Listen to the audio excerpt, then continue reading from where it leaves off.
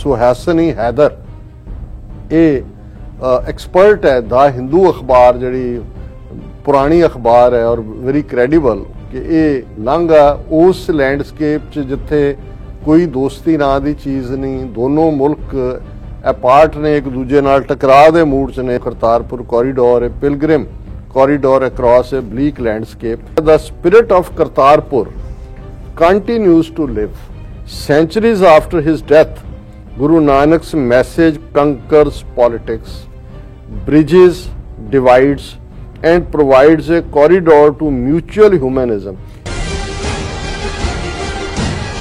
दर्शकों ब्रेक बाद तो ਆਪਾਂ ਤੁਹਾਨੂੰ ਸਭ ਨੂੰ ਚੀਆਂ ਕਹਿੰਦੇ ਆ। ਸੋ ਵੀਅਰਸ ਐਂਡ ਵਾਲੇ ਸੈਕਸ਼ਨ ਦੇ ਵਿੱਚ ਆਪਾਂ ਪਹੁੰਚ ਚੁੱਕੇ ਹਾਂ। ਉਸ ਦੇ ਵਿੱਚ ਆਪਾਂ ਗੱਲਬਾਤ ਕਰਨ ਜਾ ਰਹੇ ਹਾਂ ਕਿ ਕਰਤਾਰਪੁਰ ਸਾਹਿਬ ਜੀ ਦਾ ਜਿਹੜਾ ਲਾਂਘਾ ਉਹ ਸੱਚਮੁੱਚ ਇੱਕ ਕਰਾਮਾਤ ਵਾਂਗ ਹੈ। ਸੋ ਮੀਡੀਆ ਵਿੱਚ ਇੱਕ ਬੜੀ ਹੀ ਦਿਲਚਸਪ ਦੋ ਦੋਸਤਾਂ ਦੇ ਮਿਲਣ ਦੀ ਕਹਾਣੀ ਜਿਹੜੀ ਹੈ ਉਹ ਆਈ ਹੈ। ਸੋ ਗੋਪਾਲ ਸਿੰਘ ਜਿਸ ਦੀ ਉਮਰ 94 ਸਾਲ ਅਤੇ ਮੁਹੰਮਦ ਬਸ਼ੀਰ 91 ਸਾਲ ਦੇ ਹਨ। ਸੋ ਇਹਨਾਂ ਦੋਨਾਂ ਦੀ ਜਿਹੜੀ ਅਚਾਨਕ ਮੁਲਾਕਾਤ ਕਰਤਾਰਪੁਰ ਸਾਹਿਬ ਦੇ ਗੁਰਦੁਆਰਾ ਸਾਹਿਬ ਵਿਖੇ ਹੁੰਦੀ ਹੈ ਅਤੇ 73 ਸਾਲ ਪਹਿਲਾਂ ਵਿਛੜੇ ਦੋਸਤ ਇੱਕ ਦੂਸਰੇ ਨੂੰ ਪਹਿਚਾਨ ਲੈਂਦੇ ਹਨ ਅਤੇ ਅਥਰੂਆਂ ਦਾ ਜਿਹੜਾ ਹਰ ਹੈ ਉਹ ਵਗ ਤੁਰਦਾ ਹੈ। ਸੋ ਇਸ ਬਾਰੇ ਆਪਾਂ ਗੱਲਬਾਤ ਕਰਨ ਜਾ ਰਹੇ ਹਾਂ ਔਰ ਇਸ ਦੇ ਨਾਲ ਨਾਲ ਆਪਾਂ ਗੁਰਬਾਣੀ ਵਿਚਾਰਾਂ ਦੀ ਸਾਂਝ ਵੀ ਤੁਹਾਡੇ ਨਾਲ ਪਾਉਣ ਜਾ ਰਹੇ ਹਾਂ। ਸੋ ਅਸੀਂ ਚਾਹਾਂਗੇ ਕਿ ਤੁਸੀਂ ਇਸੇ ਤਰ੍ਹਾਂ ਬਣੇ ਰਹਿਣਾ। ਦੇਖਣ ਸੁਣਨ ਲਈ ਲਿਖਣ ਲਈ ਤੁਹਾਡਾ ਸਭ ਦਾ ਬਹੁਤ ਬਹੁਤ ਧੰਨਵਾਦ ਜੀ। ਡਾਕਟਰ ਸਾਹਿਬ ਕੀ ਕਹਿਣਾ ਚਾਹੋਗੇ? देखो बेशक करामात लफज जां मुअज़्ज़ज़ा करिश्मा मिरेकल इस नूं डिविनिटी दे नाल रूहानीयत दे नाल जोड़ के अड्डो अड्ड इस दियां इंटरप्रटेशनस ने। असीं ये देख रहे हैं कि करतारपुर साहब दे नाल रिलेटेड जिवें कल असीं पाकिस्तानी अखबार दा एडिटोरीअल ओपीनियन पेज दे उत्ते करतारपुर मिरेकल दे थल्ले कि किवें ਇੰਨੀਆਂ ਰੁਕਾਵਟਾਂ ਦੇ ਬਾਵਜੂਦ ਜਿਹੜੀਆਂ ਭਾਰਤੀ ਹਕੂਮਤ ਨੇ ਖੜੀਆਂ ਕੀਤੀਆਂ, ਜਿਸ ਕਿਸਮ ਦੀ ਰਿਲੇਸ਼ਨਸ਼ਿਪ ਇੰਡੀਆ ਪਾਕਿਸਤਾਨ ਦੀ ਡਿਵੈਲਪ ਹੋਈ ਔਰ ਖਾਸ ਤੌਰ ਤੇ ਜਦੋਂ ਕਰਤਾਰਪੁਰ ਸਾਹਿਬ ਕੋਰੀਡੋਰ ਦੇ ਉੱਤੇ ਕੰਮ ਚੱਲ ਰਿਹਾ ਸੀ 10 ਮਹੀਨੇ ਦੇ ਰਿਕਾਰਡ ਟਾਈਮ 'ਚੋਂ ਕੰਪਲੀਟ ਹੁੰਦਾ, ਉਦੋਂ ਹੀ ਜਿਹੜਾ ਉਹ 5 ਅਗਸਤ 2019 ਨੂੰ ਇੰਡੀਅਨ ਪਾਰਲੀਮੈਂਟ ਜਿਹੜੀ ਹੈ ਉਹ कश्मीर का आर्टिकल 370-35A खत्म कर देंदी है। लेकिन इहदे बावजूद पाकिस्तान की हुकूमत जिसनूं कहंदे ने कि धड़ वट के और दिल ते पत्थर रख के उस प्रोजैक्ट नूं करतारपुर कॉरीडोर नूं कंटिन्यू रखती है और फाइनली 9 नवंबर 2019 नूं ये corridor of love, corridor of hope, corridor of eternal blessing, corridor of eternal possibilities जो लफज भी असी कही है वो खुल जाता है। और इहदे बावजूद कि सिर्फ 3-4 महीने खुला रहा, 70,000 सिख भारत वाले पासों आए, फिर मार्च 2020 दे कोविड दे बहाने नाल भारत ने बंद किया, बाकी सारा मुल्क खुल गया कई महीने एंड अचानक फिर बाबे का करिश्मा वापरदा है। उधर करतारपुर लांघा खोलण दा 3 दिन दे दोवें फैसले आ जाते हैं, लांघा खोलण दा भी ते किसानी बिल वापस लैण दा भी किसानी कानून। हुण गल कदी ये नहीं है कि जदों पाकिस्तान दे मीडिया मैन जां उन्हां दे बहुत सारे जिहड़े चैनल्स ने यूट्यूब चैनलों वाले तो इंडिविजुअल भी इंटरव्यू कर रहे सी यात्रुओं दे नाल, ते तुसीं मुहब्बत भी देख सकदे हो उन्हां दी कि भी किवें वो सिंपैथेटिकली सिखां बारे सोचदे ने। और करतारपुर साहब दे कैंपस दे विच एक वड्डा बुत सिख किसान दा मैं टैक्नीकल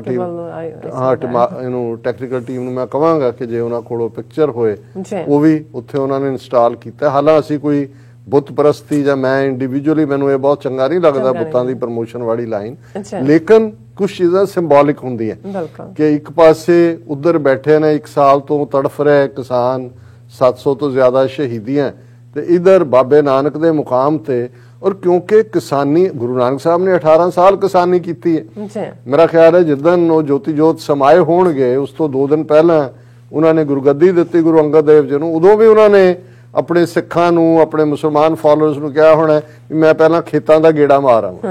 हुण उस धरती दे उत्ते किसानी दे नाल ही ये पार्ट जुड़िया होया है और इधर बाबे नानक दे सिख किसान सफर कर रहे हैं।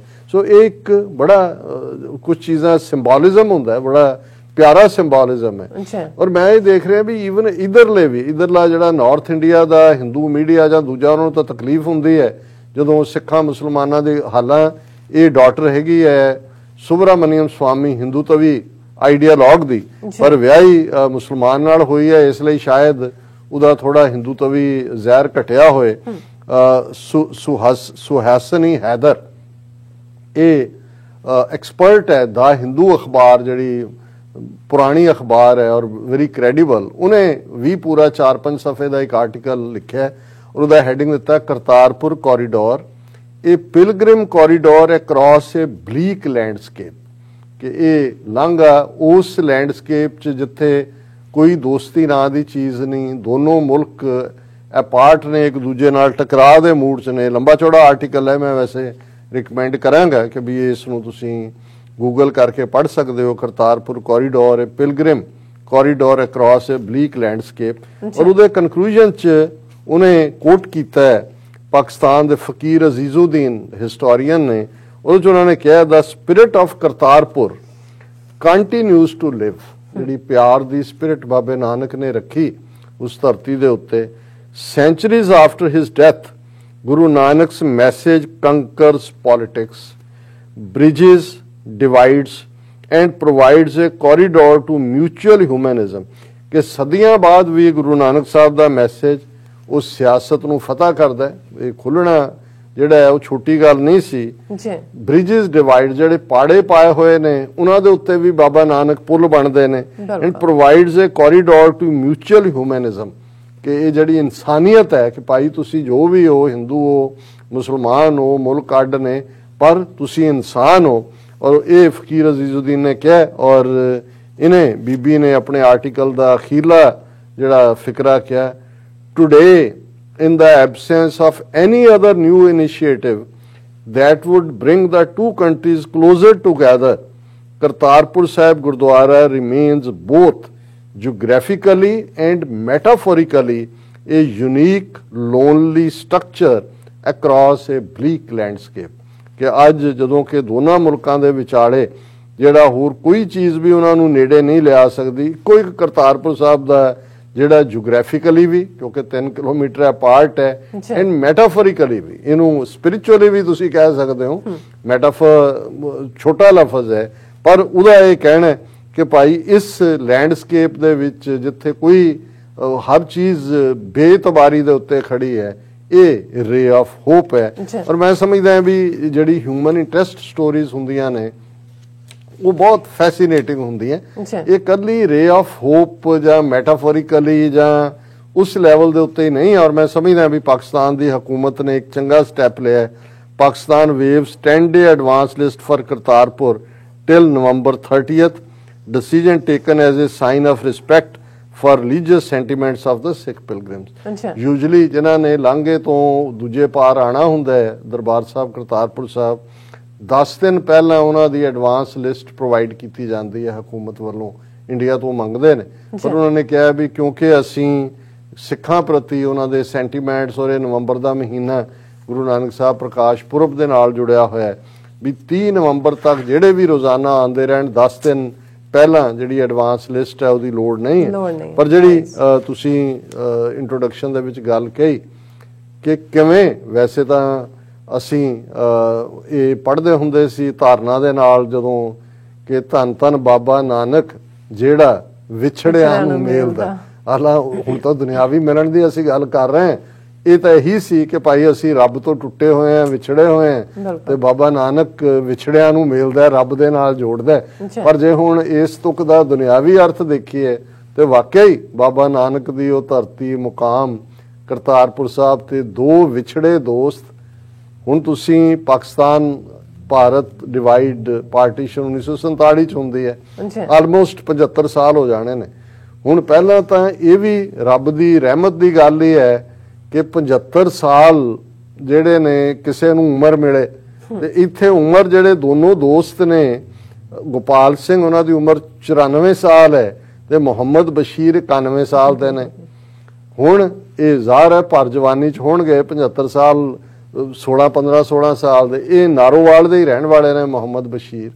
ਔਰ ਇਹ ਕਹਿੰਦੇ ਨੇ ਵੀ 47 ਤੋਂ ਪਹਿਲਾਂ ਵੀ ਇਹ ਹੁਣ ਇਕੱਠੇ ਸੀ, ਗੋਪਾਲ ਸਿੰਘ ਔਰ ਮੁਹੰਮਦ ਬਸ਼ੀਰ ਦੋਸਤ, ਵੀ ਅਸੀਂ ਕਰਤਾਰਪੁਰ ਸਾਹਿਬ ਆਉਂਦੇ ਸੀ, ਲੰਗਰ ਵੀ ਛਕਦੇ ਸੀ ਆਪਸ ਚ, ਜਿਹੜਾ ਸਾਨੂੰ ਗੁਰੂ ਦੇ ਉੱਤੇ ਇਤਕਾਦ ਵੀ ਸੀ। ਹੁਣ ਇਹ ਗੋਪਾਲ ਸਿੰਘ ਹੋਰਾਂ ਨੇ ਆਪਣੀ ਫੈਮਿਲੀ ਨੂੰ ਕਿਹਾ ਹੋਣਾ ਹੈ ਕਿ ਜੀ ਮੈਂ ਜਾਣ ਤੋਂ ਪਹਿਲਾਂ ਜ਼ਿੰਦਗੀ ਮੁੱਕਣੀ ਹੈ, ਇੱਕ ਵਾਰੀ ਕਰਤਾਰਪੁਰ ਸਾਹਿਬ ਦੇ ਦਰਸ਼ਨ ਕਰ ਆਵਾਂ। ਉਹ ਦਰਸ਼ਨ ਕਰਨ ਗਏ ਨੇ ਆਪਣੇ ਪਰਿਵਾਰ ਦੇ ਨਾਲ ਜਾਂ ਦੂਜੇ, ਤੇ ਇੱਕ ਦੂਸਰੇ ਪਾਸਿਓਂ ਸੱਜਣ ਤੁਰੇ ਆਉਂਦੇ ਨੇ, ਉਹ ਰੁਕ ਕੇ ਦੇਖਦੇ ਨੇ ਵੀ ਇਹ ਚਿਹਰਾ ਜਾਣਿਆ ਪਛਾਣਿਆ, ਔਰ ਉਹਨਾਂ ਨੂੰ ਦੇਖ ਕੇ ਉਹ ਕਹਿੰਦੇ ਨੇ ਵੀ ਤੂੰ ਮੁਹੰਮਦ ਬਸ਼ੀਰ ਤੇ ਨਹੀਂ, ਉਹਨੇ ਕਿਹਾ ਤੂੰ ਗੋਪਾਲ ਸਿੰਘ ਤੇ ਨਹੀਂ, ਪਰ ਇਵੇਂ ਮਿਲਦੇ। ਹਾਂ, ਇੱਕ ਤਾਂ ਹੁੰਦਾ ਨਾ ਵੀ ਤੁਸੀਂ ਪਹਿਲਾਂ ਪਲਾਨ ਕੀਤਾ ਵੀ ਉਹ ਵੀ ਉੱਥੇ ਆ ਗਏ ਉੱਥੇ, ਔਰ ਇਹ ਸਾਰੇ ਉੱਥੋਂ ਦੇ ਮੀਡੀਆ 'ਚ ਹੈ ਕਿ ਕਰਤਾਰਪੁਰ ਲਾਂਘੇ ਨੇ ਮਿਲਾਏ 73 ਸਾਲ ਬਾਅਦ ਵਿਛੜੇ ਦੋਸਤ। ਇਹ ਪਹਿਲਾ ਦੋਸਤ ਇਹ ਹੈ ਵਿਛੜਿਆਂ ਨੂੰ, ਔਰ ਇਹ ਕੋਈ ਕ੍ਰਿਸ਼ਮੇ ਤੋਂ ਘੱਟ ਨਹੀਂ ਹੈ। ਔਰ ਉਹਨਾਂ ਨੇ ਇਸ ਸਾਰੇ ਦੇ ਉੱਤੇ ਕਿ ਉਹਨਾਂ ਨੇ ਆਪਣੀ ਬਚਪਨ ਤੇ ਜਵਾਨੀ ਦੇ ਕਿੱਸੇ ਵੀ ਉੱਥੇ ਮੌਜੂਦ ਲੋਕਾਂ ਨੂੰ ਸੁਣਾਏ। ਹੁਣ ਸਾਰੇ ਲੋਕਾਂ ਨੇ ਵੀ ਦੇਖਿਆ ਕਿ ਵੀ ਕੀ ਹੈ, ਰੋਈ ਜਾ ਰਹੇ ਨੇ ਦੋਨੋਂ, ਇੱਕ ਦੂਜੇ ਦੀ ਗੱਲ ਵਕੜੀ ਨਹੀਂ ਛੱਡਦੇ। ਔਰ ਇਹ ਜਿਹੜਾ ਅਚਾਨਕ ਮੇਲ ਹੁੰਦਾ, ਇੱਕ ਤਾਂ ਹੁੰਦਾ ਚਲੋ ਤੁਸੀਂ ਐਕਸਪੈਕਟ ਉਹਦਾ ਉੱਥੇ ਕੀ ਮੰਜ਼ਰ ਹੋਏਗਾ, ਉਹਦੇ ਕੋਈ ਲਫ਼ਜ਼ ਨਹੀਂ ਨੇ। ਉਹਨਾਂ ਕਿਹਾ ਵੀ ਜਦੋਂ ਦੇਸ਼ ਦੀ ਵੰਡ ਹੋਈ ਦੋਵੇਂ ਨੌਜਵਾਨ ਸਨ, ਔਰ ਮੁਹੰਮਦ ਬਸ਼ੀਰ ਨੇ ਦੱਸਿਆ ਕਿ ਵੰਡ ਤੋਂ ਪਹਿਲਾਂ ਦੋਵੇਂ ਦੋਸਤ ਬਾਬਾ ਗੁਰੂ ਨਾਨਕ ਸਾਹਿਬ ਦੇ ਗੁਰਦੁਆਰੇ ਜਾਂਦੇ ਸਨ। ਉਹਨਾਂ ਨੇ ਫਿਰ ਜਦੋਂ 73 ਸਾਲ ਬਾਅਦ ਉਹਨਾਂ ਅਗੇਨ ਇਕੱਠਿਆਂ ਲੰਗਰ ਛਕਿਆ, ਚਾਹ ਪੀਤੀ, ਔਰ ਲਾਂਘਾ ਖੋਲਣ ਲਈ ਦੋਵਾਂ ਦੇਸ਼ਾਂ ਦੀਆਂ ਸਰਕਾਰਾਂ ਦਾ ਸ਼ੁਕਰੀਆ ਅਦਾ ਕੀਤਾ। ਮੇਰਾ ਖਿਆਲ ਹੈ ਵੀ ਪਰ ਚਲੋ ਅਸੀਂ ਇਸ ਸੈਗਮੈਂਟ ਨੂੰ ਵੀ ਜਿਹੜਾ ਉਹ ਬਾਬੇ ਦੇ ਕ੍ਰਿਸ਼ਮੇ ਦਾ ਨਾਂ ਦਿੱਤਾ ਹੈ, ਔਰ ਮੈਂ ਸਮਝਦਾ ਹਾਂ ਵੀ ਇਹੀ ਕ੍ਰਿਸ਼ਮੇ ਹੁੰਦੇ ਨੇ ਕਿ ਜਦੋਂ ਜੋ ਕੁਝ ਤੁਸੀਂ ਦੇਖ ਰਹੇ ਹੁੰਦੇ ਹੋ, ਔਰ ਫਿਰ ਤੁਸੀਂ ਦੇਖਦੇ ਹੋ ਕਿ ਇਹ ਹੈ ਰੂਹਾਨੀ ਉਹ ਸਿਲਸਿਲਾ ਜਿਹਦੇ ਥੱਲੇ ਤਬਦੀਲੀਆਂ ਹੋ ਰਹੀਆਂ ਹੁੰਦੀਆਂ ਨੇ। ਜੋ ਮਰਜ਼ੀ ਕੋਈ ਚਾਹੇ, ਜਿਹਨੂੰ ਅਕਸਰ ਇੱਕ ਉਰਦੂ ਦੇ ਕਪਲੇਟ ਕਿਹਾ ਜਾਂਦਾ ਸੀ ਕਿ ਵੀ ਮੁਦਈ लाख बुरा चाहे तो क्या होता है, होता वही है जो मंजूरे खुदा होता है। सो बाबे नानक दा प्यार दा सुनेहा उस धरती दे उत्ते दोवें पासे अपने उन्हां दीयां बाहां दे विच ਉਹ ਸਾਰਿਆਂ ਨੂੰ ਆਪਣੇ ਗਲ ਨਾਲ ਲਾ ਕੇ ਕਹਿ ਰਹੇ ਨੇ ਕਿ ਸਾਹਿਬ ਮੇਰਾ ਇੱਕੋ ਹੈ, ਇੱਕੋ ਹੈ ਭਾਈ, ਇੱਕੋ ਹੈ। ਗੁਰੂ ਸਾਹਿਬ ਫਰਮਾ ਰਹੇ ਨੇ अव्वल अल्लाह नूर उपाया कुदरत के सब बंदे, एक नूर ते सब जग उपजया कौन भले को मंदे। लोगा भरम ना भूलो भाई, खालक खलक खलक में खालक पूर रहो सब थाई। जी राज साहब ਤੁਹਾਡਾ ਬਹੁਤ ਬਹੁਤ ਸ਼ੁਕਰੀਆ, ਤੁਸੀਂ ਆਪਣੇ ਵਿਚਾਰ ਸਾਡੇ ਦਰਸ਼ਕਾਂ ਨਾਲ ਸਾਂਝੇ ਕੀਤੇ ਨੇ। ਸੋ ਇਸ ਤਰ੍ਹਾਂ ਆਪਣੇ ਵਿਊਅਰਸ ਕੋਲ ਨੇ ਇਜਾਜ਼ਤ। ਵਿਊਅਰਸ ਸਾਡੇ ਪ੍ਰੋਗਰਾਮ ਦਾ ਸਮਾਂ ਇੱਥੇ ਸਮਾਪਤ ਹੁੰਦਾ। ਤੁਸੀਂ ਆਪਣੀ ਰਾਏ ਤੇ ਸੁਝਾਅ ਸਾਨੂੰ ਭੇਜਣਾ ਭੁੱਲਣਾ ਸਾਡੇ ਇਸ ਪਤੇ ਤੇ sos@tv84.tv ਤੇ ਅਸੀਂ ਆਪਣਾ ਪ੍ਰੋਗਰਾਮ ਲੈ ਕੇ ਫਿਰ ਦੁਬਾਰਾ ਤੁਹਾਡੇ ਸਾਹਮਣੇ ਹੋਵਾਂਗੇ। ਤਦ ਤੱਕ ਲਈ ਮੈਨੂੰ ਤੇ ਆਪਣਾ ਸੁਣਾ ਗਿਆ ਤੋਂ ਦੇਖਦੇ ਰਹੋ TV84। ਬੁਲਾ ਦਿਓ ਫਤਿਹ। ਵਾਹਿਗੁਰੂ ਜੀ ਕਾ ਖਾਲਸਾ, ਵਾਹਿਗੁਰੂ ਜੀ ਕੀ ਫਤਿਹ। ਰੱਬ ਰਾਖਾ।